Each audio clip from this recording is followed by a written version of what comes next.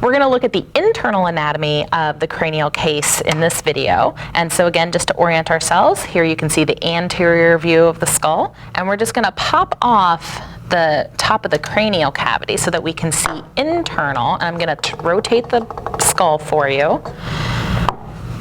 And so again, here's the anterior, here's his face, and so this is the front and the back. And we see several bones that we've seen before from the external view. Again, here you have your frontal bone, and your temporal bone, and your occipital bone. And then the other side, again, the temporal bone. And then also from this view, though, you can get a better sense of a bone we mentioned before and a bone we did not. One is the sphenoid bone, which is sometimes called the butterfly-shaped bone. And the sphenoid bone, you'll remember, I'm going to turn this laterally for just a second. Here was that sphenoid bone again, and the temporal bone. And so that sphenoid bone, if you look at it internally, crosses over from here, crosses over the midline all the way to the other side. So there's a single sphenoid bone. And there's one important part of the sphenoid bone that we look at, and it's called the sella turcica. The sella turcica is this little depression right on the midline of the sphenoid bone that serves as it holds the pituitary gland of the brain. And when we get to nervous system, we'll talk about the pituitary gland. A bone we didn't look at, because you really only get a good view of it from the internal anatomy or from the orbit of the eye, is this bone here, again, right on the midline, and it's called the ethmoid bone. And the ethmoid bone has three important parts that we can look at. One is this little protrusion that sticks up. This is called the crista galli. Surrounding the crista galli is a flat structure that's called the cribriform plate that has these holes in it, called the olfactory foramina. And those olfactory foramina that you can see right here in the cribriform plate on either side of the crista galli, those are holes through which the olfactory nerves will pass through, carrying sensory information, smell information from the nose, from the nasal cavity to the brain. So again, the parts of our ethmoid bone that we can see from the internal view of our skull is our crista galli, this very midline structure that sticks up. The flat part surrounding it is the cribriform plate, and then the holes in the cribriform plate are called the olfactory foramina. You can see here the occipital bone, and again you can see the foramen magnum from the inside as well, we saw it from the outside.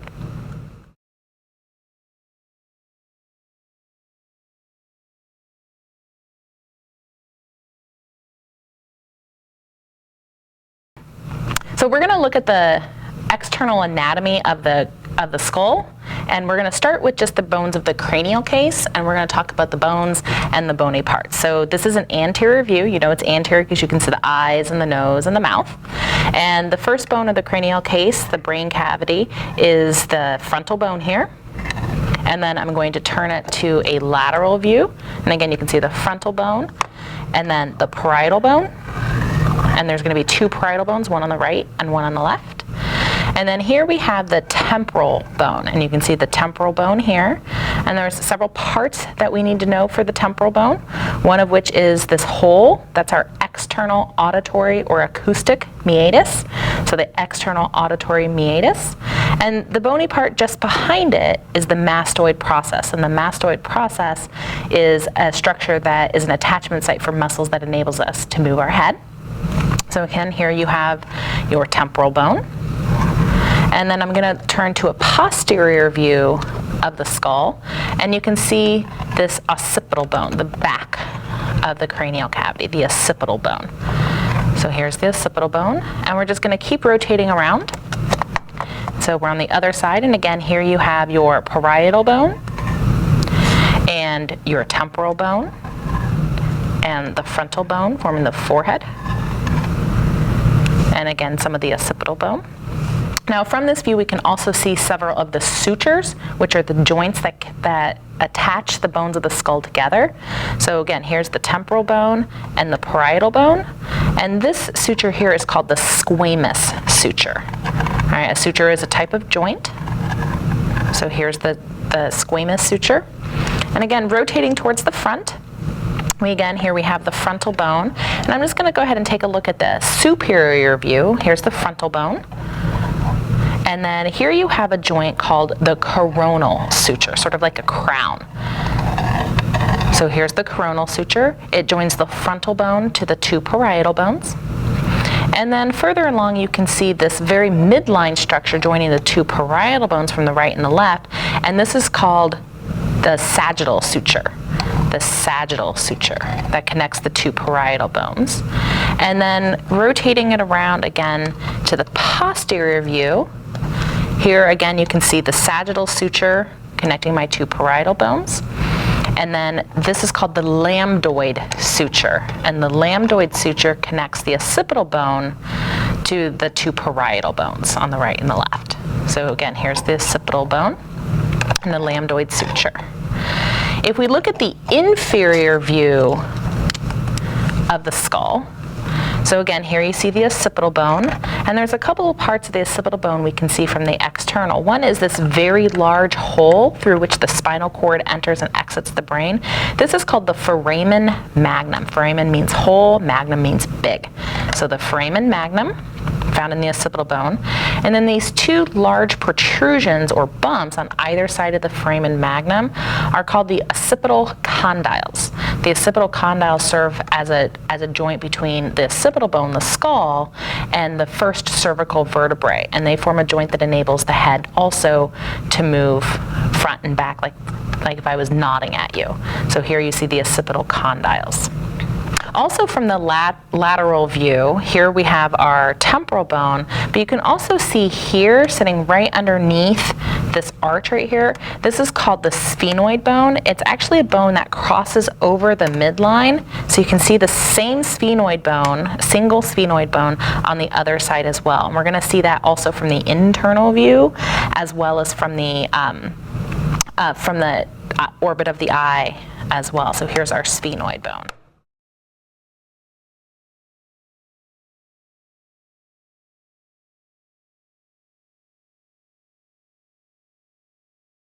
We're going to look at the bones of the orbit of the eye, and there are 7 bones in the orbit of the eye, only 6 of which we'll be able to see. So here's our frontal bone, and it forms the superior part of the orbit of the eye. Here's that zygomatic bone, and it forms the lateral part of the orbit of the eye. Our maxilla bone, which forms the inferior part of the orbit of the eye. And at the back of the orbit of the eye, we have the sphenoid bone. The sphenoid bone's at the back of the orbit of the eye. It has a round hole called the optic foramen, through which passes the optic nerve, which carries visual information from the eye to the brain.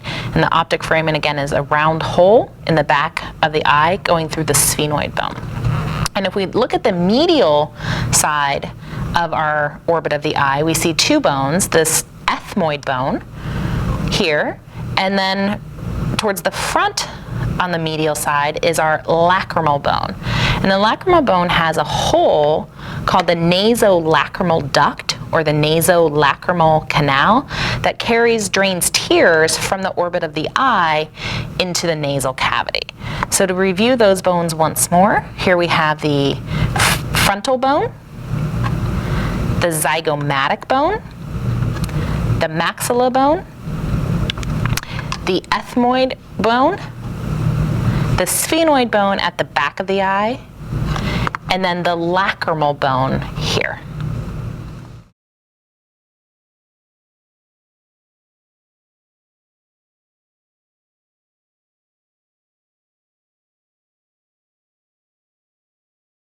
So we're going to do the bones of the facial, right, of the face, the facial bones, and we're going to start here with our zygomatic bone, which forms part of the apple of your cheeks, the cheekbones. Here's our zygomatic bone. And then there's 2 zygomatic bones, one on either side. And then here is our maxilla, our upper jaw bone. It is also 2 bones joined right at the midline in the upper lip. And while we're here, we're going to go ahead and take a look inside the nasal cavity, inside the nose. And there's 2 main bones that you can see here. One is the vomer, which forms this inferior perpendicular straight up and down bone. And it actually meets up with a part of the ethmoid bone that forms that superior perpendicular part. And those together form what's known as the nasal septum that separates your nose into its 2 nasal passages. Also inside the nasal cavity, on the lateral margins of the nasal cavity, you can see what are known as the inferior nasal conchae, and these bones protrude slightly into the nasal cavity and increase the turbulence of air as it passes through the nasal cavities when you inhale and exhale. So also looking at the nose, you have our nasal bones. There are two nasal bones, again joined right at the midline, one on the right, one on the left.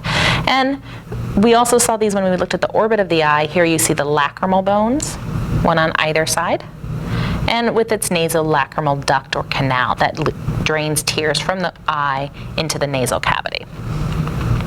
Again, here's the maxilla. And then here's the mandible. The mandible is the lower jawbone, and it can move when you chew or talk. So here's our mandible, the lower jawbone. We're going to turn our skull laterally so that we can see some additional parts of the mandible. Here's the mandible, and it has two main parts here. This is called the coronoid process, and it serves as an attachment site for muscles that enables your jaw to move, the coronoid process of the mandible. And then the joint that enables it to move, the articulation that enables it to move, is this part here that it's posteriorly located on the mandible, and it's called the mandibular condyle, and it sticks up and it forms a joint with a depression in the temporal bone. Here's that temporal bone, and the mandibular condyle forms a joint with what's known as the mandibular fossa, and you can see that depression there, that mandibular fossa. The mandibular fossa is on the temporal bone, the mandibular condyle is on the mandible, and together they form what's known as the temporomandibular joint. So here's our mandible, and we'd see the same structures on the other side as well. And then we're going to go ahead and turn our skull inferiorly so that we could look inside his mouth. We're not going to remove the jaw. We're just going to go ahead and tip it up. And you can see a couple of additional bones here. You can see the palatine bone here. And then you can actually see a repeat of the maxilla, the upper jaw bone, forming the roof of your mouth, the hard palate. The maxilla and the palatine bones forms the roof of your mouth, the hard palate. And then you can also see the vomer as well. We saw the vomer when we looked in the nasal cavity, but you can also see the vomer here from the inferior view of the skull.